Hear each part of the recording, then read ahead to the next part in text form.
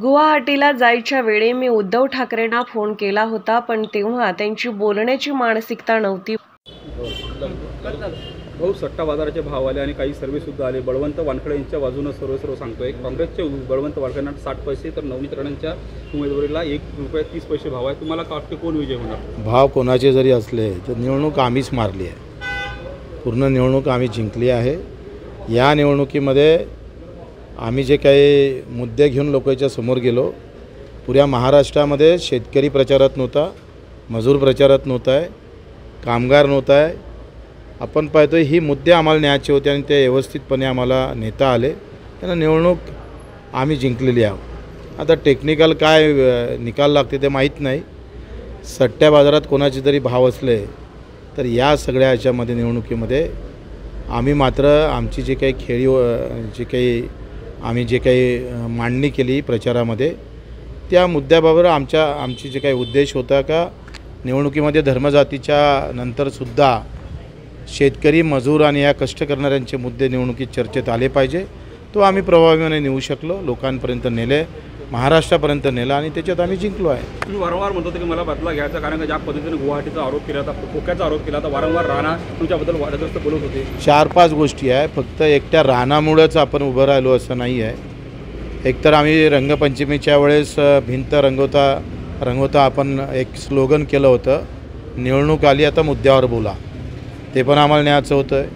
एकंदरीत अमरावती जिल्ह्यामध्ये आमची काय ताकद आहे, आम्ही कशा पद्धतीनं बाजी पलटू शकतो ते अजूनही मतपेटीत आहे, बंद आहे.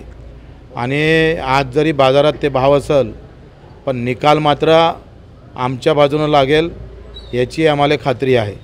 म्हणून हे बाजारभाव जे आहे सट्ट्यातले हे सगळे विचारून आहे, मतपेटीतले नाही आहे. मतपेटीतले भाव आमचे राहील.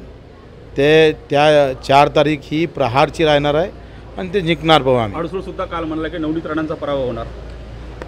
आता हे तर तुम्हाला लहान पोराले जरी विचारलं पण ते पण सांगणार आहे का नवनीत राणा यावेळेस पडणार, राणाच पाळणार, त्यांना रवी राणाच पाळणार आहे, त्यांच्याच प्रवृत्तीमध्ये पडणार आहे.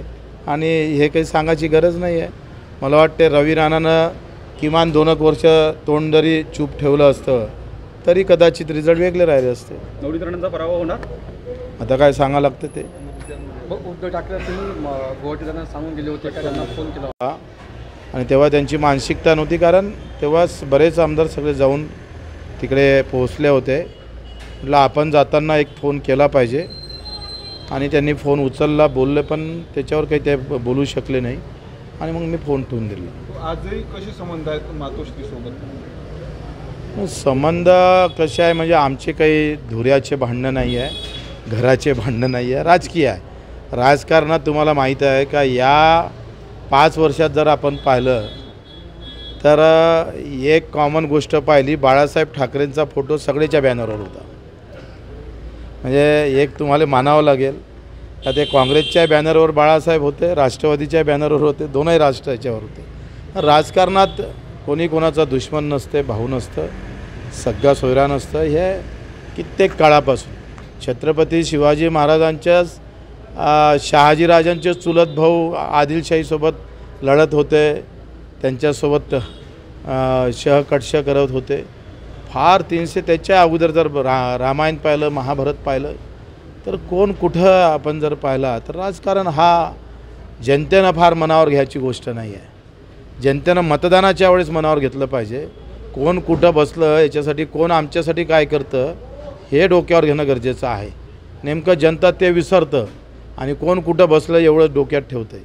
मला वाटते आपल्यासाठी कोण चांगलं आहे, आपल्यासाठी कोण चांगलं करू शकतं, काय केलं म्हणजे आम्हाला आमची परिस्थिती सुधारणार हे पाहणं महत्त्वाचं आहे. 4 तारखेनंतर काय परिस्थिती बदलू शकतं का राज्यातली, देशातली? कारण ज्या पद्धतीनं आत्ता महाविकास आघाडीचं जागा वाढतील असं सांगितलं जातं सर्वेनुसार, त्यामुळं इकडले तिकडे होऊ शकतं काय? जर तर मध्ये बोलण्यात काही अर्थ नसते. पाऊस आला तर असतं तर आता काय झालं असतं, ऊन असती तर मग काय झालं असतं, याला काही अर्थ नाही आहे.